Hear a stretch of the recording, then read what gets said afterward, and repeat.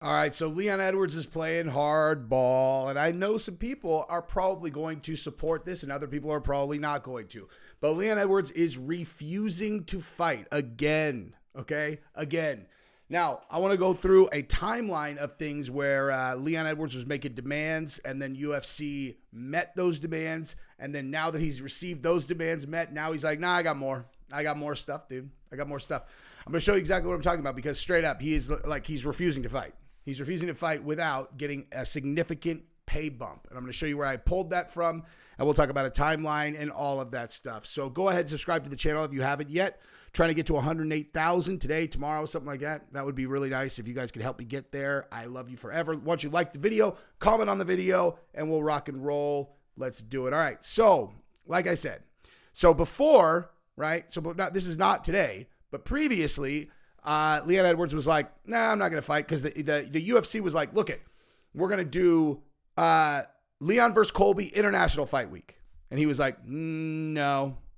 Yeah, no, I'm not going to do that. I think I'm not going to do that. I don't want to fight Colby. I want to fight George.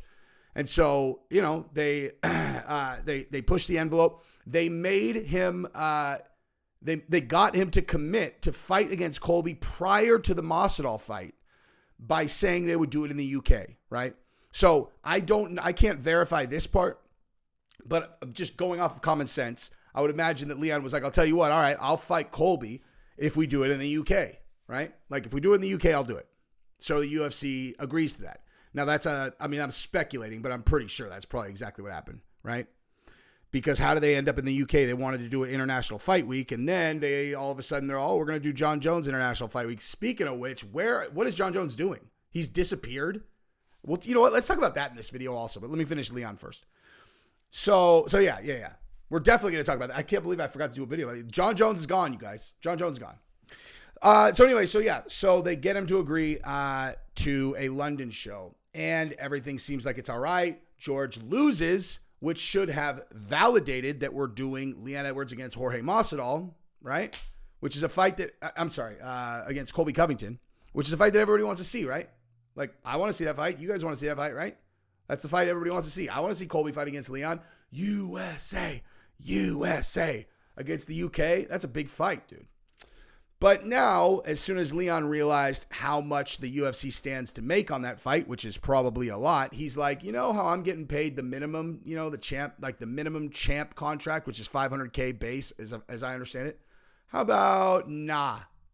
You know, how about nah? See that? Leon Edwards says he will not be fighting in July unless he receives a big payday. Edwards said he would like to return at UFC 294, October in Abu Dhabi. So he's like, listen, dude, what are we on? UFC 288? I don't know. July? What's that in like a couple months? Nah, I don't think I want to do that, dude. I think I'd prefer to fight in like 7 months. How you like them apples? You know, because you have lots of fights lined up, right? Like you guys have lots of fights lined up. You know, you could get Jon Jones to fight. Oh, you lost that fight, did you? Did you lose that fight? So he's represented by Paradigm, which is Conor McGregor's management team. So if I were a betting man, I would bet that they recognize the UFC is not in a strong position because they have no idea when Conor is going to fight. They can't get Jon Jones to fight, right? They don't what do they got? Okay, let's go. Like seriously, think about this, right? Like all the negotiations are about leverage. Okay, it's about leverage. How bad does the UFC need you? And I'll give you an example. So during the pandemic, right, when they got things going, Endeavor was literally going to go out of business if they didn't get the UFC moving, okay? And so I have spoken to inside. This is a true, like I get see comments all, I love how this guy pretends like he has inside sources. It's like, I do. I 100% do. And this one, I will tell you, is directly, well, I'll give you a hint. Like his management organization folded up their UFC or their MMA management. So do the math.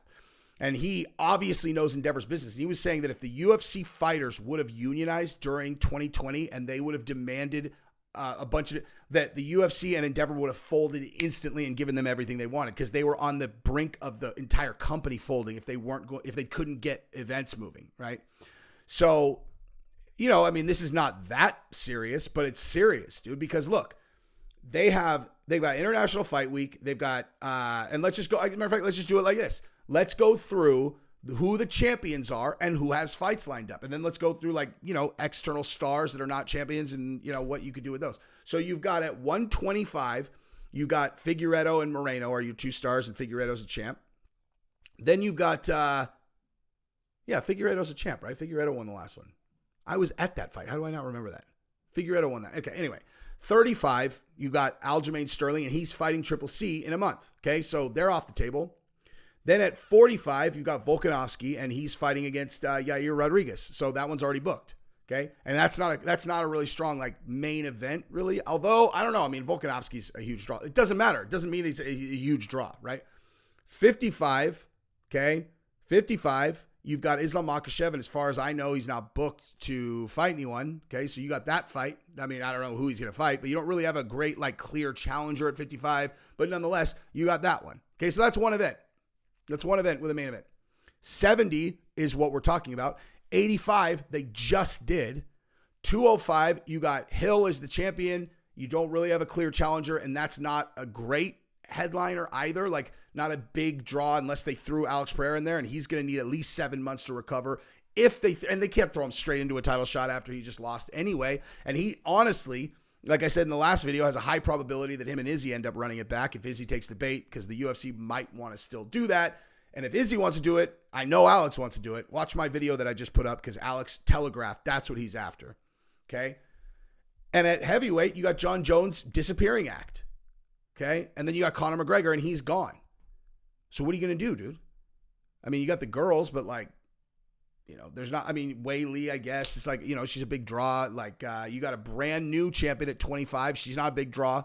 And you got Nunes and what's her name already scheduled. Like, you got events you got to put on, dude. You have events you got to put on. And like, if you don't have good headliners, you got a problem. So the only headliner that's a big draw that is not booked right now outside of Leon is Islam Makhachev. Okay? So if Leon is like, nah, I'm not going to fight until 294, that's a fucking problem, dude. Like, that's a fucking problem. Seriously, like, they need to get him in before that. They can't wait that long. They cannot wait that long at 170 given the lay of the landscape. And so I would imagine Paradigm knows that, right? And they're like, yeah, I don't know, UFC. What do you think we should do? Guy wants a little more money. Is it worth it? Because like the thing is, to get him more money, like I say, he wants $1 million raise, right? That is like the losses, or not like the lost opportunity. Not like they would take losses on these events, but they'll make so much more than $1 million in additional money if the Leon and Covington fight is on than any of these other options aside from Islam Makhachev versus whoever. I mean, it's just like they have to do it. Like, they're in a really strong leverage position. So this is really smart. I'm sure the UFC is super pissed. If I was Dana White right now, I'd be super mad. I'd be like, where the fuck is Jon Jones? Like, seriously, dude, we did this fucking dirt for that many years. I finally give you your money. You commit to UFC. You win in 10 seconds. It's not like you like expressed any energy. We should be able to just turn you right around, right? And he's like, nah, I'm not being a company man. Fuck you, Dana. And he just disappears. Now, Jon Jones disappear? Who knows what that means? He's either doing leverage, or he just doesn't feel like it, or he feels like he's been slighted by the UFC, or he could be boozing. Who knows, dude? Could mean anything. But he's still not available to fight. Okay, Dana said he disappeared. So, and Islam Makhachev, it sounded like he wants to go to 170. I don't even know what he would do at 55. Who's the challenger at 55? I mean, you're gonna have Dustin Poirier against Justin Gaethje, but that's not a headliner. Your 55 headliner is Conor against Chandler.